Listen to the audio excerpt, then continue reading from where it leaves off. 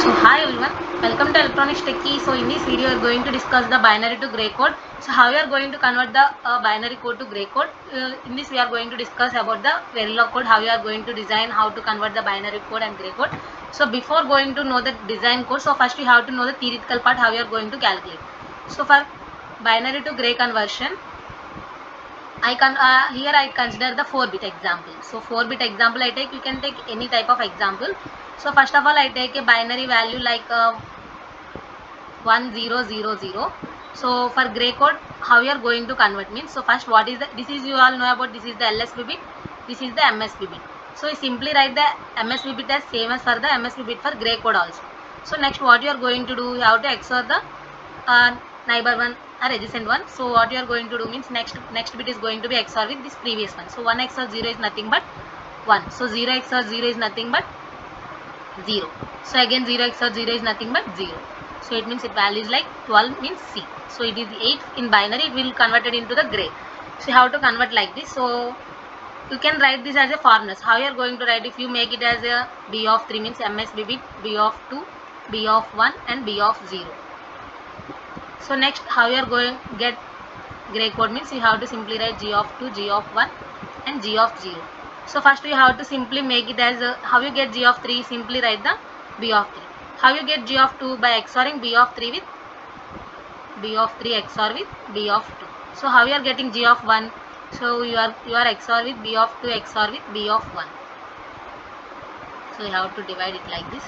So how you get G of 0 means, you are XOR with B of 1 XOR with B of 0. So these are the formulas. Once you understand the concept, so first you have to make MSB as same as in gray code also. Next you have to XOR with the another next bit of the what you are going to take. So like that, it is our theoretical part. So just simply write the design code. How you are going to write your design code? So start with module and end with end module. So it is our design code module name. So it is our design code module name. So it is our module name.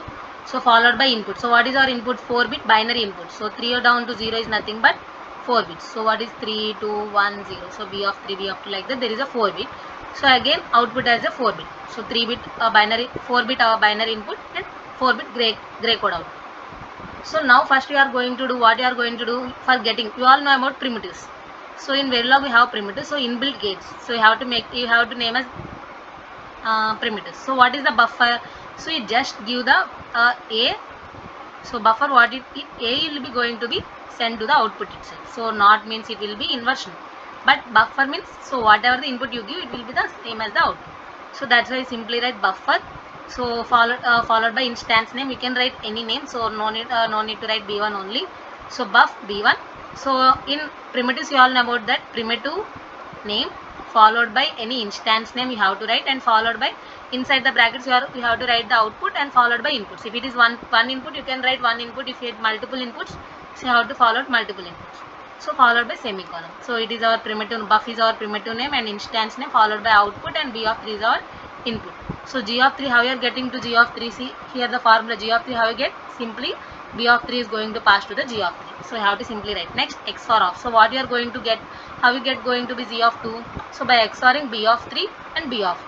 So by using this XOR operation, you can write XOR primitive and followed by instance name. So our output is G of 2. How you are going to get? So B of 3 XOR with B of 2. So you have to write the second step like this. So for G of 1, you are going to XOR the B of 2 XOR with B of 1, and for getting G of 0, B of 1 XOR with B of 0. So by using formulas only, you can simply write, and module is end with end module. So test bench. So our test bench code is, syntax is every code it is will be same. So no change at all. So if you know the syntax, so after this step you have to go into that, means there is no need of worry about the how long the code will be. So test bench will be very simple. So module and end module, all about this, and then followed by module name. So what are the inputs? You have simply write in reg data type. So what are the outputs? You have simply write in the y data type. So in design code, what are the inputs? So B is our input. So binary code means it is our input. So it are output. So inputs are in reg data type. So outputs are in y data type. You can also take inputs are y. So but why you don't take means, so whenever you use the initial and always block. So you all know about that. When we are going to use initial and always block, every video I am saying that initial block and always block, when you are going to use, you have to make that what are the variables you are using inside these blocks, it should be a reg data type. So see here the B we are going to use, so it must should be a reg data type. So what are the variables you are going to use in the initial and always block, it should be a reg data type. So that's why I make it as a reg. So next we have to instance the design code in test bench code. By using this line we are going to connect the design code with test bench code. So how you are going to connect? See, so first you have to write the design code module name here, followed by instance name. You can take any instance name and port list. So port connections, you all know about that. So port connection by order or port connection by name. If it is a less number of bits, you are less number of inputs and outputs, you simply connect ports by order. If you don't know how to connect, there is a separate video about the port connection and how many types. So what are those, all are discussed. If you have any doubts also, you can comment about that. So next followed by initial begin. Inside this initial begin, you are giving the input combination. So for what input you are going to check whether the output is going to be correct or not. So for your verification, you can give different combination of inputs. So you can first you have to done in theoretical. So whether you are getting correct or not. So it will be checked by in this waveform. So you know that /5 is used for delay. So finish keyword is used to stop the simulation. So if you want to stop the simulation at particular period of time, so you can simply use for the stop the simulation. So next these 4 lines are going to be used. So what are the initial begin to end? So these 4 lines are going to use to generate a waveform in EDA playground. So I already discussed how you are going to use the EDA playground in your PC. So if you have don't watch that, so you can go through that, then it is easy to understand how you are doing to code. So these 4 lines are used to generate your waveform in EDA playground. So followed by end module. So our final output waveform, it seems like this. So I already consider this value 81000 and we are getting 1100 C value. So I already discussed example. You can try this also. 6, when you are going to 6, you are getting 5. 6 means 0110. So first you have to take 0 XOR with 1 is nothing but 1. So 1 XOR 1 is nothing but 0.